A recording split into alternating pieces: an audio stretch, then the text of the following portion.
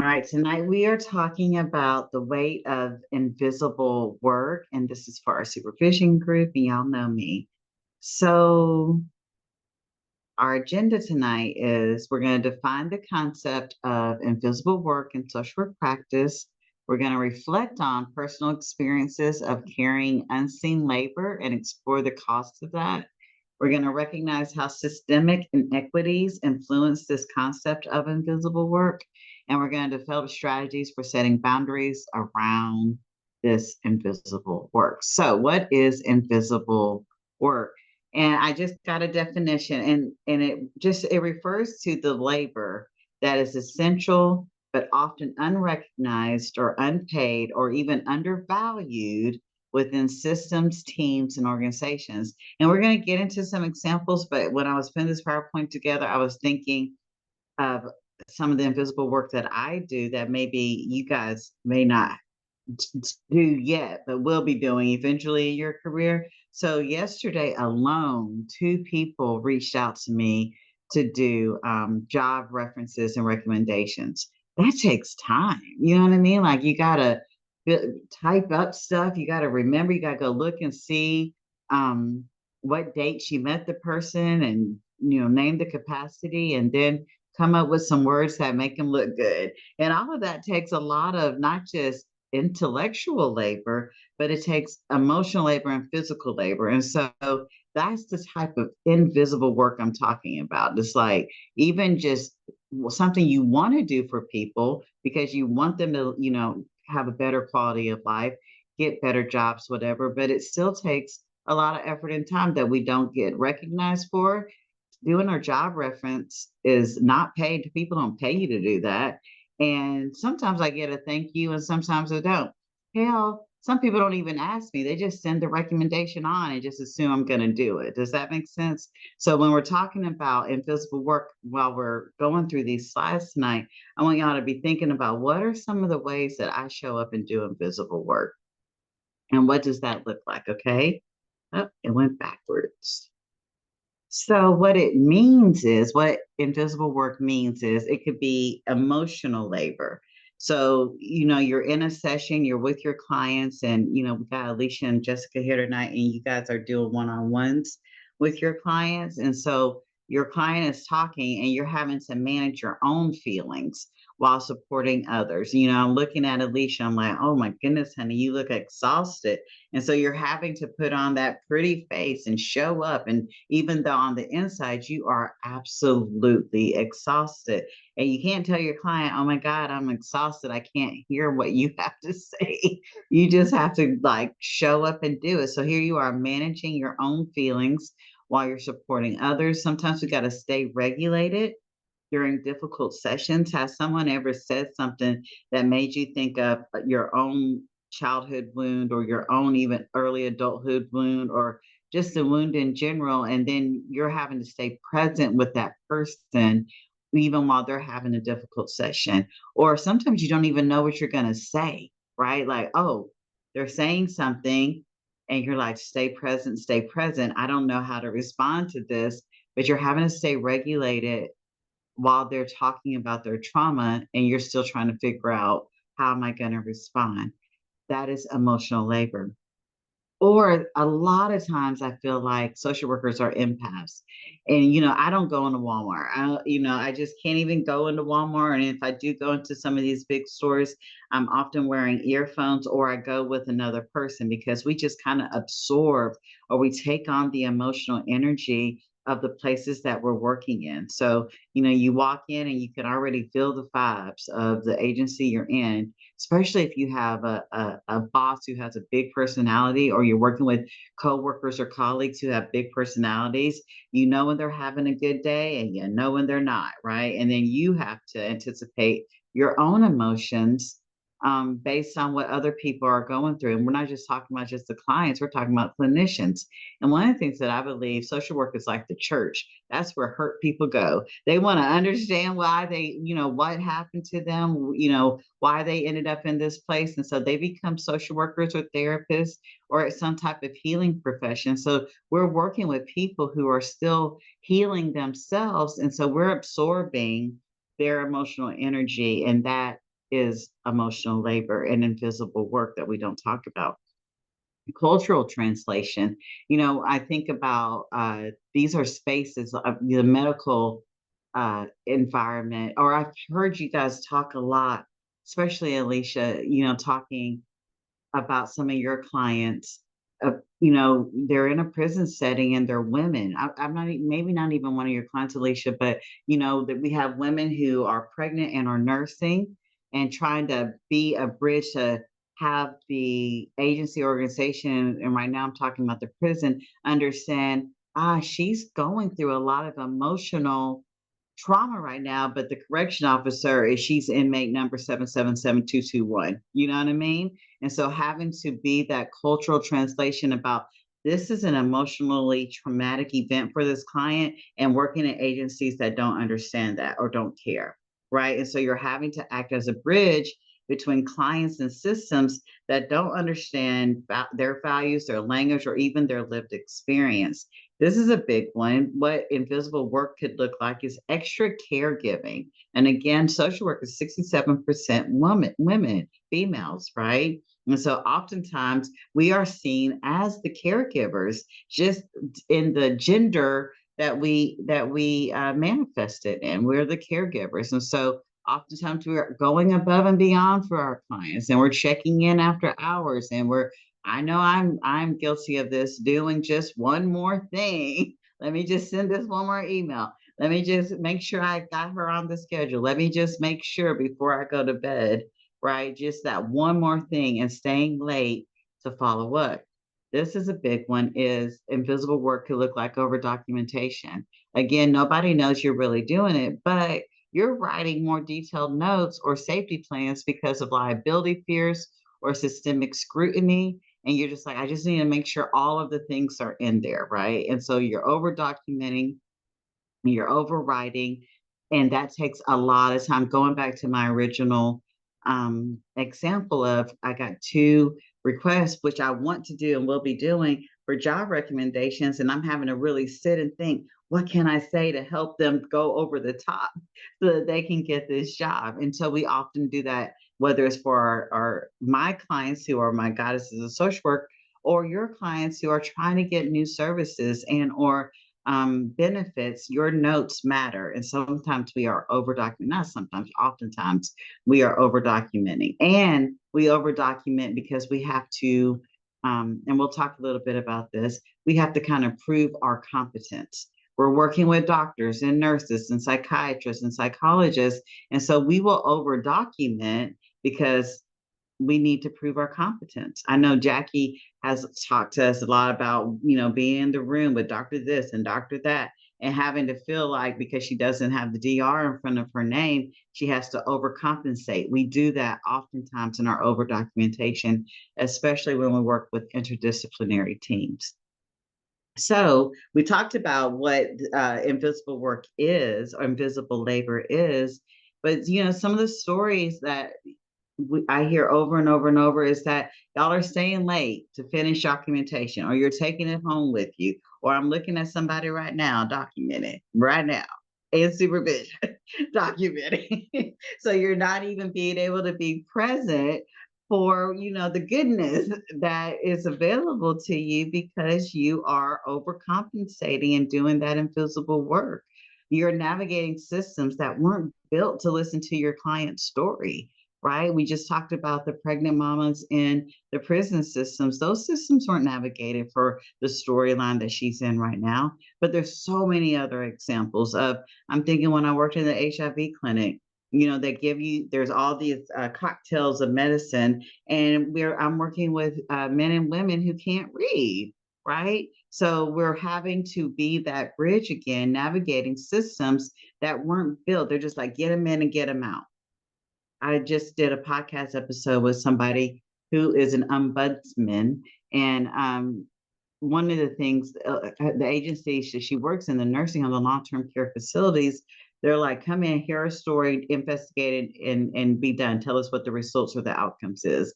And she's like, I'm going to sit here and I'm going to take my time, because the elderly, they want to tell the whole story, but they're often being rushed. I know you guys have gone to the doctor's office and you feel like you're being rushed, or you've gone to get some type of I know recently I was at the DMV, and I was like, "Do I have all my things?" I just wanted the lady to tell me I had all my things, and she just was like, in and out, in and out, in and out.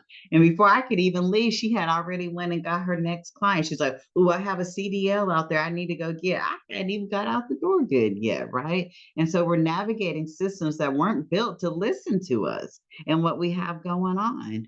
You write 3 times as much to cover yourself. Again, that overcompensating, that over functioning, or you hold grief that no one names. Y'all, I had a client who I saw, and I feel like I've told you a couple of you guys this. I saw her for the last 4 years, almost every single week for the last 4 weeks, 4 years, and she passed away in July. I was devastated.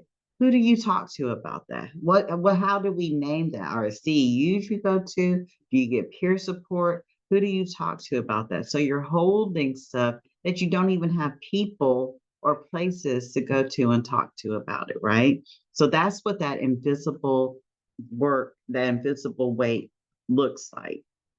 So I wanted to go into some clinical key frameworks. And so I've been talking a lot, if you've been in some of the supervision groups, about object relations theory. This one fits really well with this as well. We're going to touch briefly on feminist and cultural relational theories, and then the polyvagal theory. Now, again, I'm not going into in-depth because all of these are their own presentations all by themselves, their own classes, their own textbooks all by themselves. So if you're not familiar with these, this is an invitation for you just to, listen to some YouTube videos this week. Like, I'm inviting you to listen to object relations theory. I'm inviting you to go listen about feminist and cultural relational theories. I'm inviting you to learn more about polyvagal theory. But these are just some, while you are doing the invisible works, some key frameworks that would explain it. Okay. So, object relations theory explores how our early relationships shape the way we form attachments and manage emotions and relate to others throughout life. I use the example all the time about object relations theory. When a baby is like 2 or 3 months old and they're crying, does that mama go and pick them up, or does she let them cry?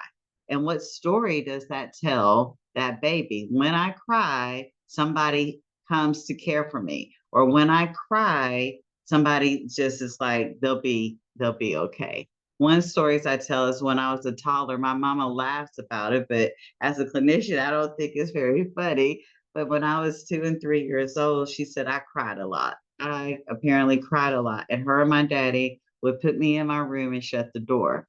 What that taught me growing up, I know Jessica, right? Well, and my mama is a beautiful, my daddy was too, the great parents. But they're from rural, very rural, so that's what their parents did, and or didn't have parents even, right? My mama was raised by her grandmama, but what that taught me is that when I cry, I'm going to end up being isolated. I'm going to be removed from my family members. I'm going to be put by myself because crying isn't good. And so then we oppress any emotions. And what I've learned about oppressing our emotions as women is then we can't trust our intuition, because our intuition is our emotion. And so when you learn early on that don't feel into your emotion, don't have emotion, you're put in a room, that's object relations theory. How you relate early in your relationships, when in your baby, when you're a toddler, forms how you attach and manage emotions with others throughout your life.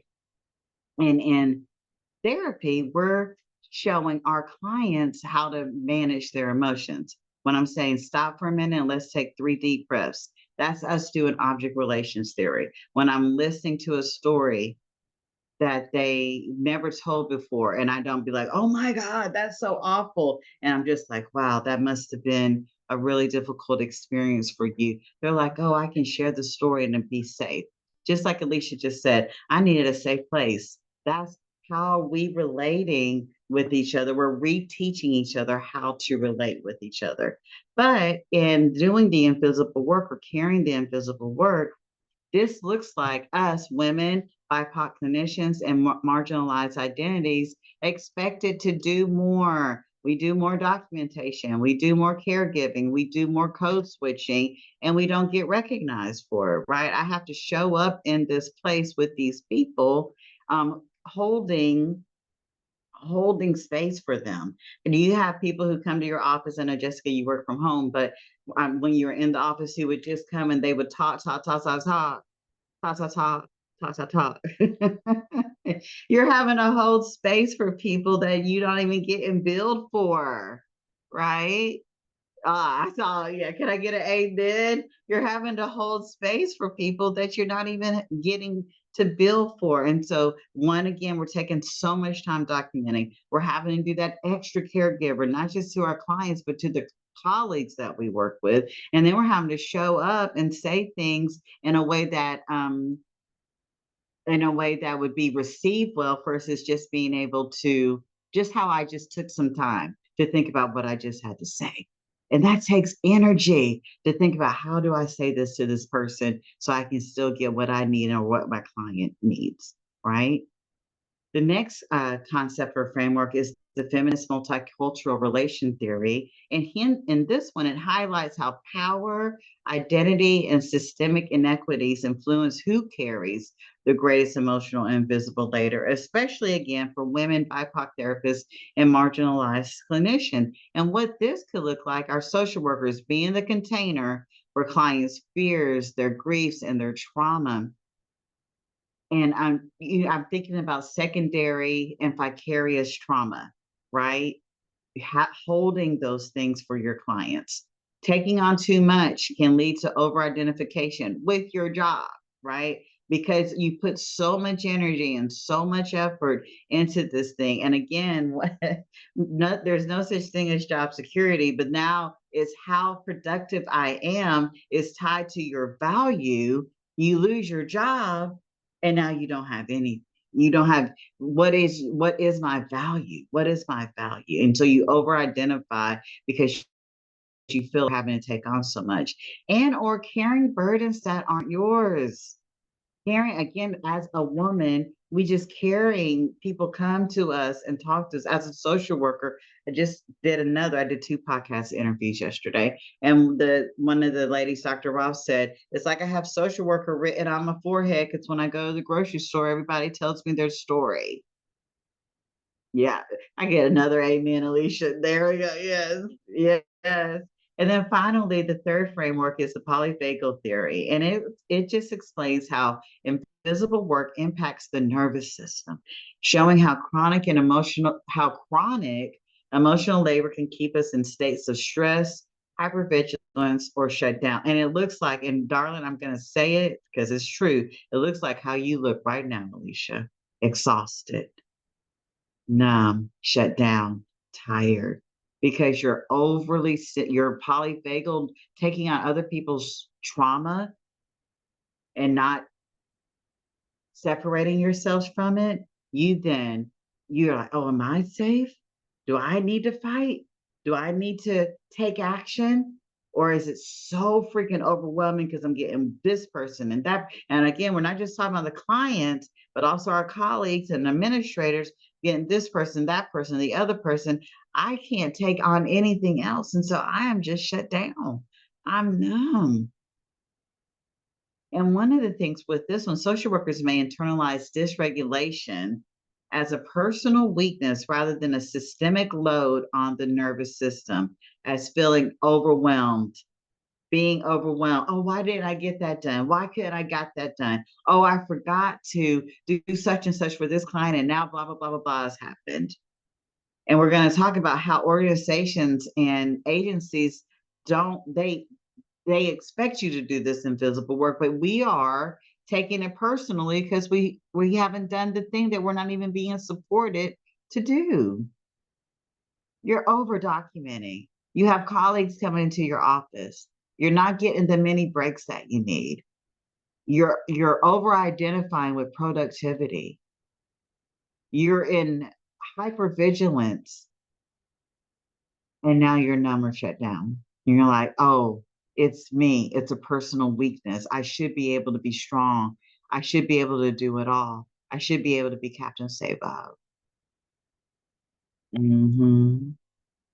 Oh, this is my favorite part. I forgot to mention. So, in order for me to get excited about doing this presentation, I was going to bring tarot in. And I wanted to bring tarot in a way because Jackie talked about narrative and art therapy. And I use tarot to let people see pictures about what it is we are experiencing, right? And so, three of the tarot anchors are 10 of Wands, 9 of Wands, and Justice. You do not have to know what it is because I'm going to share it with you. All right. So these are the traditional cards, and I love the non-traditional decks. I love looking at people who look like me in the non-traditional decks, but I figured it'd be easier since it's my first time introducing tarot to supervision like this. It would be easier for me to picture the not the traditional decks. But the 10 of Wands, the message here is I'm carrying more than I should. You see these 10 wands? He's not even looking up. He has no idea what direction he's going in. It is too much. And one of the things when, I'm thinking about tarot and you look at the images, if I put one of the, or I'll say even two, because we're going to also look at the 9 of wands in a minute. If I just put two of these things down, if I give somebody else their pen back, the 8 of wands says, now I'm having effective communication. If I put four of these things down that don't belong to me, the 6 of wands say, now I am successful. I feel I can celebrate my career. But the 10 of wands is one of you've taken on everything and you can't even see what direction you're going in. And so this is the classic card of burnout. It's the classic card of overburden and unseen labor. He stooped over. And if you got time, and I know, we're talking about how tired and exhausted we are, but I love looking at images. If you go and you look at some of the other non-traditional images of the 10 of wands, you're going to see different people who have learned how to carry the weight well. You know what I mean? We got some people who have it on their heads because we've carried that weight well, but it's still too much. And so this guy, he's moving forward, but he's exhausted. No one is around offering for help. He doesn't even know if anybody is around him who can give him help because he can't see because he has on too much. And it just speaks to the emotional, the culture, and the invisible labor that many social workers and caregivers hold. And so the question I would ask if somebody pulled the 10 of wands is, what can I lay down? What's not mine to carry? Whose pens have I taken up and I'm doing their work for them? So if somebody pulls the 10 of wands, I'm like, who you doing too much for? What can you put down? And I love that I know specifically if I put down two of these wands, 8 of wands is effective communication or fast communication, community surrounding me. I'm surrounded by community.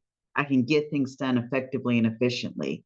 If I put 4 of these things down, I'll be at the 6 of wands. And again, I can celebrate my success and I can see other people celebrating my success with me. But when I'm carrying too much, I can't see any of that. Okay. And so then the second tarot anchor is the 9 of wands. And y'all, the 9 of wands in any deck is my favorite energy. It's the card of resilience. I often think of two-time TKO, nothing but a TKO, two-time loser kind of energy. You know what I'm saying? Like, I'm still going to find love, even though my heart has been broken 2 times before. I'm still going to stand tall. I'm still going to push forward. And so the key message with the 9 of wands is I've been through it and I'm still standing. And again, some of the other non-traditional decks, there's this Black woman, she's standing there with her wrist up and she's like, I have taken a lot, but I'm still going to move forward. And it's often tied, the 9 of wands is hypervigilance because these 9 wands are all the things he's been through, or these 8 wands behind him are all the things he's been through. And he's holding this wand, and you can see he's bandaged up because he's been through a lot, but he's still looking forward to, I got one more thing I can do. Let me just do that one last thing, right? Let me just send that one last email.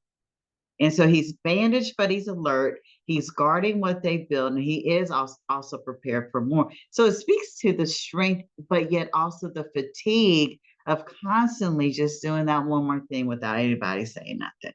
And when we get done here tonight, I'm gonna do those recommendation letters, That means I don't get to eat. That means I don't get to watch Netflix and chill. And ain't nobody, this one letter here, one letter there. So they're just thinking it's one letter, but it's going to probably take me upward to an hour to do it, right? But it's just that one more thing again without recognition. But the Nine of Wands is also a nod to generational patterns of survival and resilience. It's often the ones who came before us who laid the pathway and were like, let me just, my mama did it, my grandmama did it, the women who came before me have done it. And so this is all I know. This is what I do. This is what all of us do. And so I do love the Nine of Wands, but it is that just one more thing card. And then finally, the Justice card. I had a bunch of them. I had to decide which ones to pick, but I wanted to talk about the systemic lens of how these agencies and organizations do not support you. They're like, go do it. And they don't give you any support. They don't make it fair. I know Alicia, we've talked about in supervision, and some of those of you who are listening to the recording, I'm thinking about Kimberly. You're looking around and you're seeing your coworkers, and you're like, why is it all on me? Why can't she do it, or why are they doing it, or why is somebody asking me to do it? And so we work in these agencies and these organizations that do not, they see that you're hard worker. They see your Nine of Wands energy. They see that you'll put your head down and just take on the next one, and take on the next one, and take on the next one. And so they just keep giving you more and more and more and more. And so the Justice card speaks to power, fairness, ethics, and accountability, especially when it's others who benefit from your invisible labor. You don't benefit, your colleagues who don't have to be asked to do it, they benefit from you taking on them extra wands. The agencies and organizations that are not going to pay you extra for this work benefit. And so it's not just, it's not fair.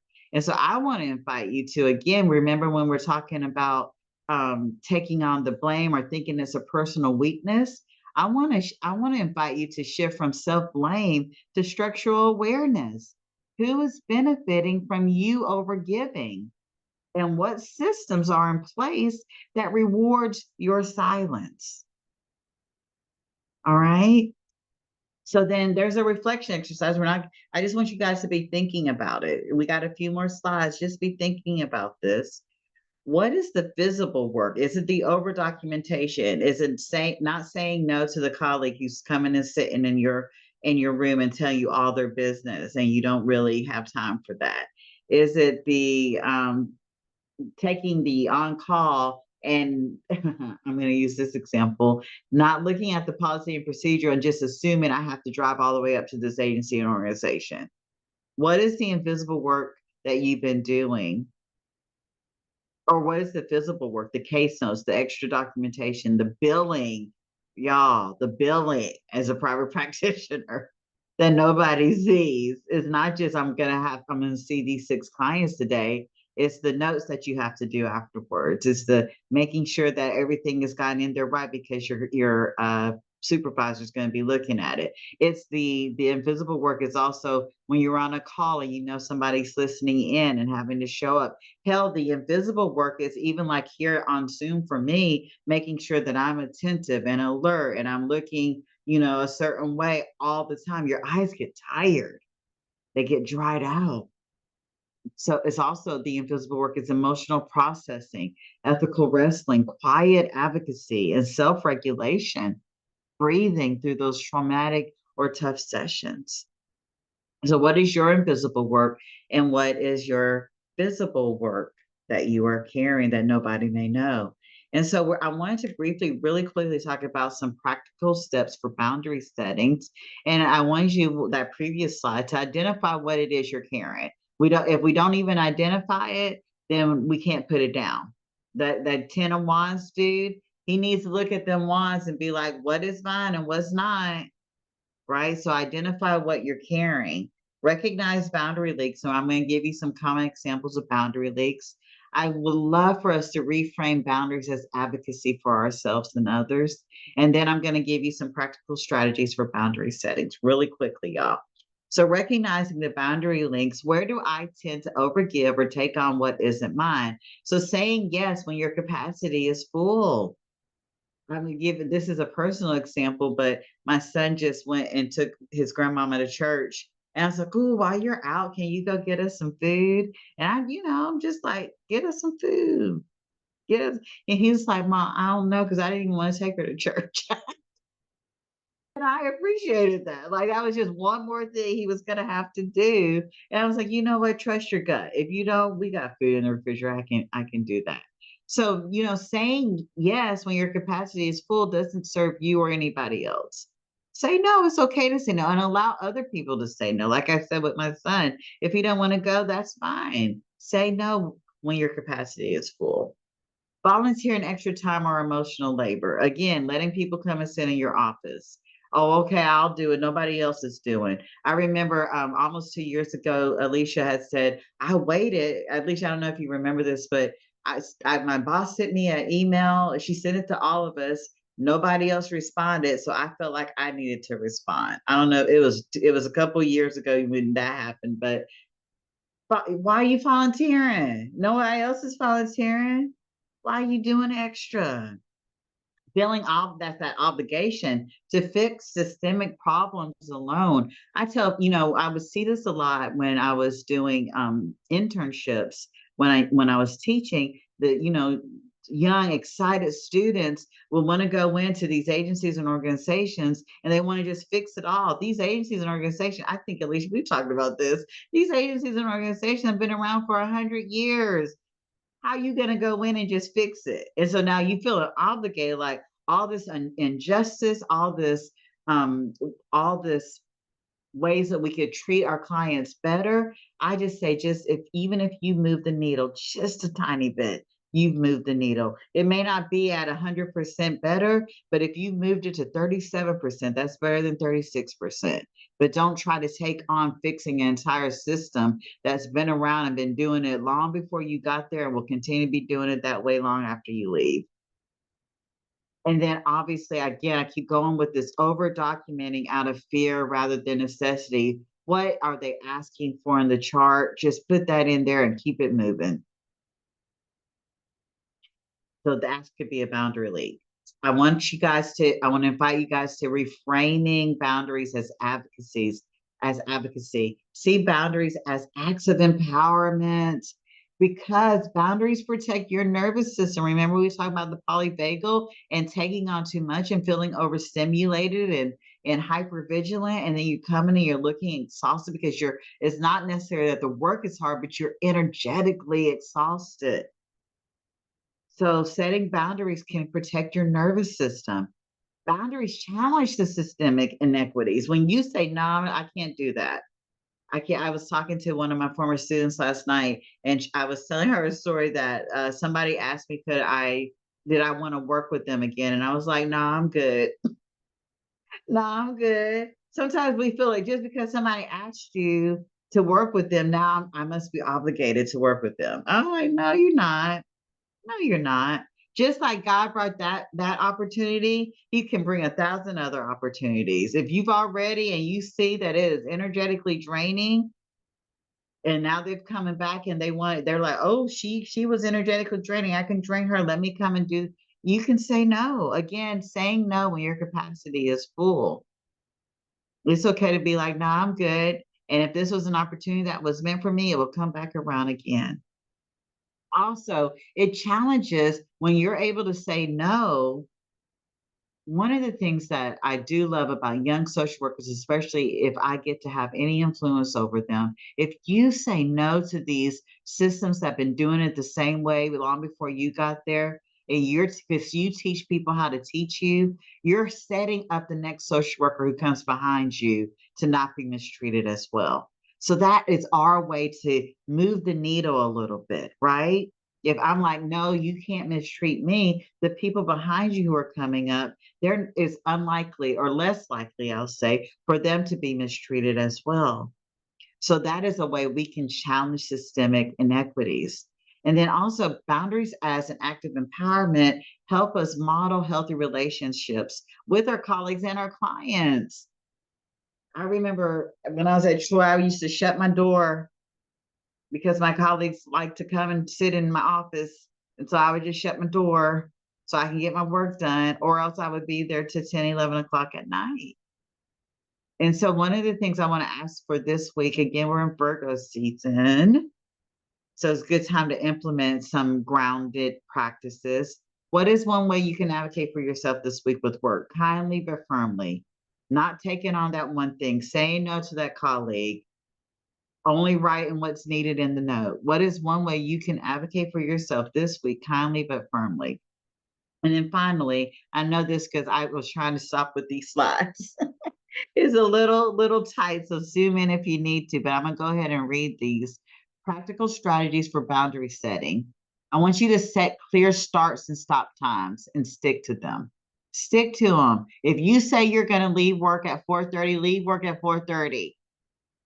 Y'all know I talk about this all the time. Schedule a pause moment between sessions for your nervous system regulation. I get up and I wash my hands. Even if you can't do it after each client, try to do it at least 3 or 4 times this week. Get up and wash your hands. Even between this session, between me seeing the client and coming into supervision, I went outside and I looked for the hummingbirds because we have hummingbird feeders. And I waited till I saw one and then I came back inside. That's a way that helps me to have a pause moment. Use grounding rituals when leaving work. Take a deep breath, have a short walk. I love having a playlist that lets my brain know I'm done for work for the day. I have a song that I play in the morning, Let Me Be Medicine, that tells my brain I'm done for the day. And then I have a few songs that I play at the end of the day that tells my brain I'm done for the day. I'm sorry. The Let Me Be Medicine song in the morning, I'm starting my day. I'm telling my brain we're starting our day and we're going to be medicine. And then I have some songs that I play at the end of the day that says, okay, we're done. You did it. You did that, girl. You did that. And or a prayer in the beginning and the end. I did all I could today. Let the intent of my work be felt and seen where it needs to be felt and seen. And let universe, spirit, God, whatever you pray, take it 100 times further than anything you could have imagined or dreamt of.